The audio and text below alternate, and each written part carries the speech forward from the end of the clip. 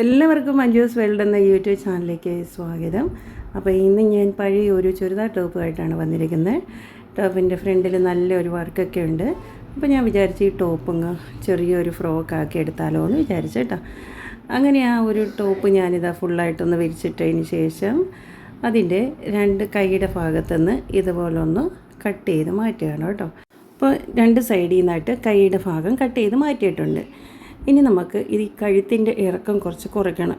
ഇതിപ്പോൾ വലിയ ഇറക്കത്തിലാണ്, അപ്പോൾ കുട്ടികൾക്കാകുമ്പോൾ ഇത്ര ഇറക്കം വേണ്ട. അപ്പോൾ 6 ഇഞ്ച് താഴ്ചയിലാണ് കഴുത്തിൻ്റെ ഇറക്കം വരുന്നത് കേട്ടോ. അപ്പോൾ ഞാനൊരു 3.5 ഇഞ്ച് ആക്കി കേട്ടോ അത്.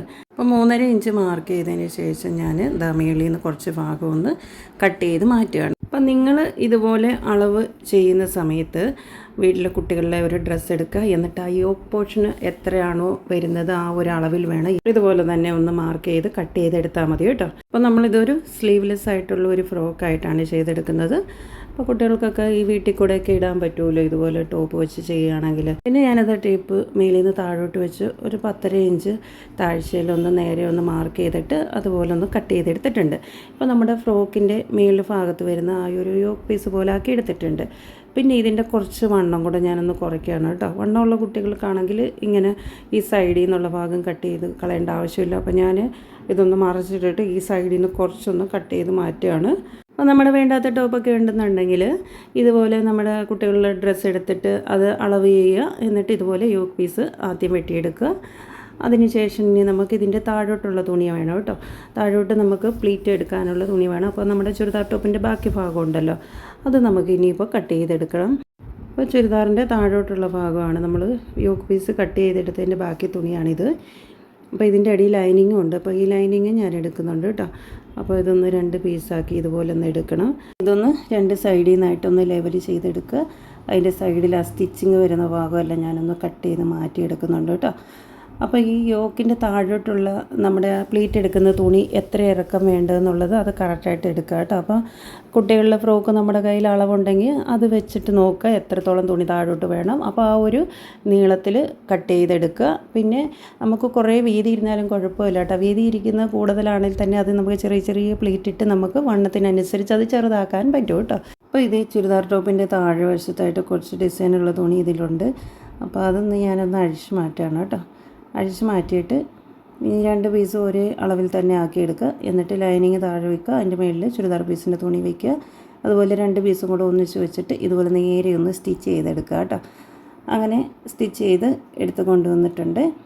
ഇനി നമുക്ക് എന്താ ചെയ്യേണ്ടതെന്നറിയാമോ? ഈ തുണി പ്ലീറ്റ് എടുക്കണം. നമ്മുടെ ആ യോക്ക് പീസ് കട്ട് ചെയ്തെടുത്തിരിക്കുന്നില്ലേ, അതിൻ്റെ വണ്ണത്തിലാക്കി ഇതൊന്ന് ചുരുക്കിട്ട് എടുക്കണം കേട്ടോ. അപ്പോൾ ചുരുക്കെടുക്കുന്ന സമയത്ത് ആ ലൈനിങ്ങും കൂടെ ചേർത്താണ് ഞാനിങ്ങനെ ചുരുക്ക് എടുക്കുന്നത്. അപ്പോൾ നമുക്ക് ആദ്യം തന്നെ നമ്മുടെ യോക്ക് പീസ് ഒന്ന് എടുത്ത് വയ്ക്കുക. ഇതുപോലെ 2 പീസും ഒന്ന് എടുത്ത് വെച്ച് കഴിഞ്ഞതിന് ശേഷം ആദ്യം ഒന്ന് ഈ ഷോൾഡർ ഭാഗം ഒന്ന് ജോയിൻറ്റ് ചെയ്യുക കേട്ടോ. 2 സൈഡും ഒന്ന് ഷോൾഡർ ഭാഗം ഒന്ന് ജോയിൻറ്റ് ചെയ്ത് കൊണ്ടുവരണം. അങ്ങനെ ജോയിൻറ്റ് ചെയ്ത് കൊണ്ടുവന്നിട്ടുണ്ട്.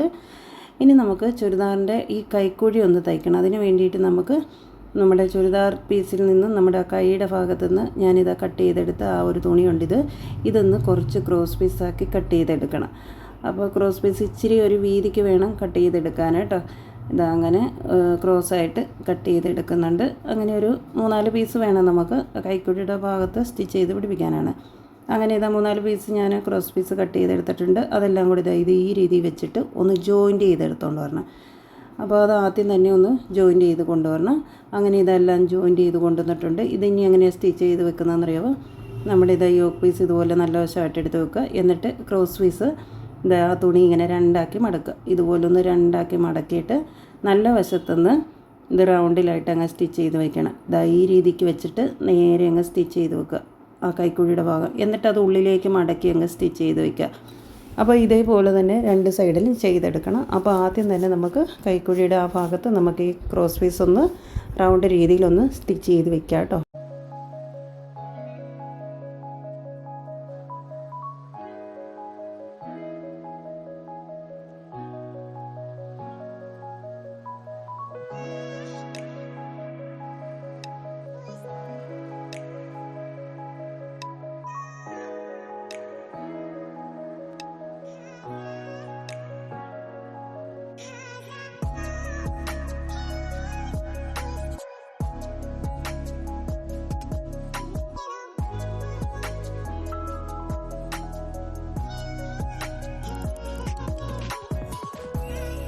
കൈക്കുഴിയുടെ 2 ഭാഗവും ഇപ്പോൾ ക്രോസ് പീസ് വെച്ചിട്ട് സ്റ്റിച്ച് ചെയ്ത് കഴിഞ്ഞിട്ടുണ്ട്. ഇനി ഇതിങ്ങനെ രണ്ടാക്കി ഒന്ന് മടക്കി ഇട്ടിട്ട് ഇതിൻ്റെ ഒരു സൈഡിൽ നിന്ന് ആ കൈക്കുഴി തൊട്ട് താഴോട്ടായിട്ട് ക്ലോസ് ചെയ്യുക. അപ്പം എത്രത്തോളം നമുക്ക് ആ കൈക്കുഴിയുടെ അവിടെ നിന്ന് വണ്ണം വേണം എന്ന് നോക്കിയിട്ട് വേണം ഇതുപോലെ മേളിൽ നിന്ന് താഴോട്ടായിട്ട് ഇതുപോലെ ഒന്ന് ക്ലോസ് ചെയ്യാൻ. ഇപ്പോൾ ഒരു സൈഡ് മാത്രം ക്ലോസ് ചെയ്തിട്ടുണ്ട് കേട്ടോ. ഇനി നമുക്ക് ആ പ്ലീറ്റ് എടുക്കാനുള്ള തുണി എടുക്കുക. നമുക്ക് പ്ലീറ്റ് എടുക്കുന്നത് ഈ രീതിക്ക് എടുക്കുക കേട്ടോ. ചെറിയ ചെറിയ പ്ലീറ്റായിട്ട് എടുക്കുക. അപ്പോൾ ലൈനിങ്ങും തുണിയും കൂടെ ഒന്നിച്ച് ചേർത്ത് വെച്ചിട്ടാണ് ഞാൻ ഈ പ്ലീറ്റ് എടുക്കുന്നത് കേട്ടോ. അപ്പോൾ ഇതുപോലെ ഒന്ന് ഫുള്ളായിട്ട് പ്ലീറ്റ് എടുത്തിട്ട് നമ്മുടെ യോക്ക് പീസ് ഒന്ന് വെച്ച് നോക്കുക, ഒന്നിച്ച് വെച്ച് നോക്കണം, വണ്ണം കറക്റ്റാണോ എന്ന് നോക്കണം കേട്ടോ. അതിനുശേഷം പ്ലീറ്റ് എടുത്ത് തുണി താഴെ വെച്ചിട്ട് യോക്ക് പീസ് നമ്മൾ മേളി വയ്ക്കുക. അപ്പോൾ ഇങ്ങനെ ഒന്നിച്ച് വെച്ചതിന് ശേഷം അത് രണ്ടും കൂടെ ഒന്നിച്ച് നേരെ സ്റ്റിച്ച് ചെയ്യുക കേട്ടോ. അപ്പോൾ ഇതുപോലെ ഫുള്ളായിട്ട് സ്റ്റിച്ച് ചെയ്തെടുക്കുക. ഇങ്ങനെ സ്റ്റിച്ച് ചെയ്ത് കഴിഞ്ഞതിന് ശേഷം നമുക്ക് ഇനി എന്നാ ചെയ്യേണ്ടതെന്നറിയാമോ? ലൈനിങ് തുണിയുടെ താഴ്വശം മടക്കി സ്റ്റിച്ച് ചെയ്തിട്ടില്ലായിരുന്നു കേട്ടോ. അപ്പോൾ ആ ഒരു ഭാഗം കൂടെ നമുക്ക് സ്റ്റിച്ച് ചെയ്യാനുണ്ട്.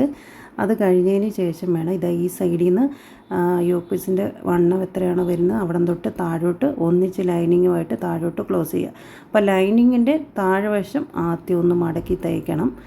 അപ്പം ഞാൻ ആദ്യം ഇത് ചെയ്യേണ്ടതായിരുന്നു, അത് ഞാൻ വിട്ടുപോയി കേട്ടോ. അതിന് ശേഷമാണ് ഓർത്തത്. അപ്പോൾ അത് ചെയ്തതിന് ശേഷം ഇനി ഈ സൈഡിൽ നിന്നായിട്ട് ക്ലോസ് ചെയ്യുക. പിന്നെ അത് തുണിയുടെ താഴ്വശം കൂടെ ഒന്ന് മടക്കി സ്റ്റിച്ച് ചെയ്തെടുത്താൽ മതി കേട്ടോ. അപ്പോൾ ലൈനിങ്ങിൻ്റെ താഴ്വശം ഞാൻ മടക്കി സ്റ്റിച്ച് ചെയ്ത് കഴിഞ്ഞു. ആ ഒരു ഭാഗം ഞാനിവിടെ കാണിച്ചിട്ടില്ല. അത് കഴിഞ്ഞതിന് ശേഷം മേളിൽ നിന്ന് താഴോട്ടായിട്ട് ഫുള്ളായിട്ട് ക്ലോസ് ചെയ്ത് താഴോട്ട് വരികയാണ്. ഇവിടെ ക്ലോസ് ചെയ്ത് കഴിഞ്ഞ് കഴിഞ്ഞാൽ പിന്നെ നമുക്കുള്ളത് ഇതിൻ്റെ താഴ്ഭാഗം നമുക്ക് കുറച്ചൊന്ന് മടക്കി സ്റ്റിച്ച് ചെയ്യണം കേട്ടോ. ഇതിൻ്റെ താഴ്വശം ചെറിയ രീതിയിൽ ഇങ്ങനെ ഒന്ന് മടക്കുക. എന്നിട്ട് റൗണ്ടായിട്ട് ഫുള്ളായിട്ടൊന്ന് മടക്കി സ്റ്റിച്ച് ചെയ്തെടുക്കുക കേട്ടോ. അപ്പം നമ്മുടെ ഫ്രോക്കിൻ്റെ ഫുൾ സ്റ്റിച്ചിങ് കഴിഞ്ഞു. അതിനുശേഷം ഇതുപോലെ നമുക്കൊന്ന് നല്ല വശമാക്കി എടുക്കാം കേട്ടോ. അപ്പോൾ സ്ലീവ്ലെസ്സിൻ്റെ നല്ലൊരു കുട്ടി ഫ്രോക്കാക്കി എടുത്തിട്ടുണ്ട്. അപ്പോൾ വീട്ടിൽ കൂടെയൊക്കെ കുട്ടികൾക്ക് ഇടാൻ പറ്റുന്ന ഒരു ഡ്രസ്സാണ് കേട്ടോ. അപ്പോൾ നമ്മുടെ കയ്യിലുള്ള നമുക്ക് ഇടാൻ പറ്റത്തില്ലാത്ത നമ്മുടെ ചുരിദാർ ടോപ്പൊക്കെ ഈ രീതിക്ക് നമുക്ക് കുട്ടികൾക്കുള്ള ഡ്രസ്സാക്കി എടുക്കാൻ പറ്റും കേട്ടോ. അപ്പോൾ നമ്മൾ പഴയ ചുരിദാർ ടോപ്പ് അടിപൊളി സ്ലീവ്ലെസ്സിൻ്റെ ഒരു ഫ്രോക്കാക്കി മാറ്റിയിട്ടുണ്ട്. എളുപ്പം നമുക്ക് ആർക്ക് വേണമെങ്കിലും ചെയ്തെടുക്കാനായിട്ട് പറ്റും ഇതേ രീതിക്കൊക്കെ കേട്ടോ. അപ്പോൾ ഇതുപോലെ ചെയ്ത് നോക്കാത്ത കൂട്ടുകാരുണ്ടെങ്കിൽ ഇതുപോലെ ചെയ്യുക. അപ്പോൾ വീഡിയോ ഇഷ്ടപ്പെട്ടിട്ടുണ്ടെങ്കിൽ എല്ലാ കൂട്ടുകാരും ഒന്ന് സപ്പോർട്ട് ചെയ്യുക. അടുത്തൊരു വീഡിയോയുമായി വീണ്ടും വരുന്നവരെ എല്ലാവർക്കും ടാറ്റ, ഗുഡ് നൈറ്റ്.